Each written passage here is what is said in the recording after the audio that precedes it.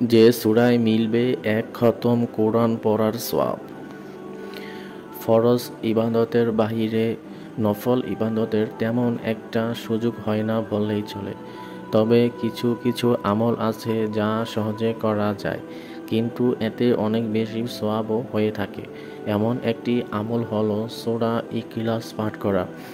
সূরা ইখলাসের আয়াতের সংখ্যা হচ্ছে মাত্র 4টি।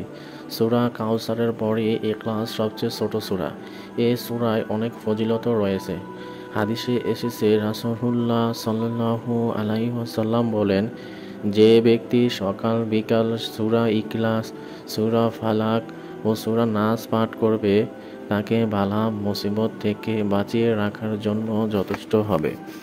আবু দাউদ শরীফ ও তিরমিজি শরীফ থেকে বর্ণিত রয়েছে, রাসূলুল্লাহ সাল্লাল্লাহু আলাইহি ওয়াসাল্লাম ঘুমানোর আগে কুল হুয়াল্লাহু আহাদ, কুল আউযু বিরাব্বিল ফালাক, কুল আউযু বিরাব্বিন নাস বেশি বেশি পড়ার কথা বলেছেন।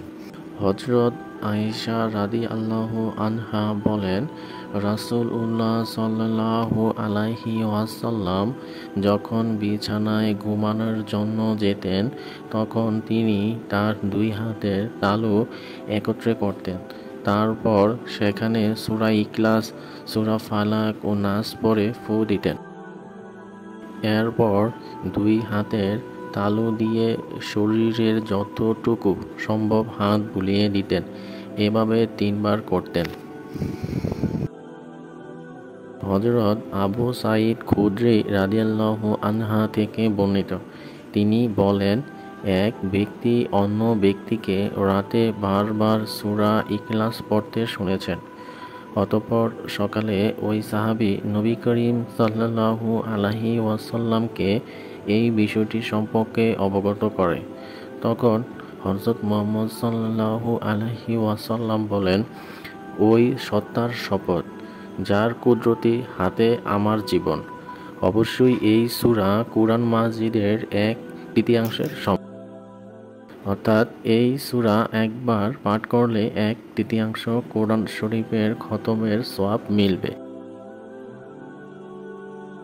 যদি কেউ সূরা ইখলাস 3 বার পাঠ করে, তাহলে তাকে পুরো কুরআন শরীফ পাঠের সওয়াব মিলবে। সূরা ইখলাস জান্নাত লাভের কারণ হবে।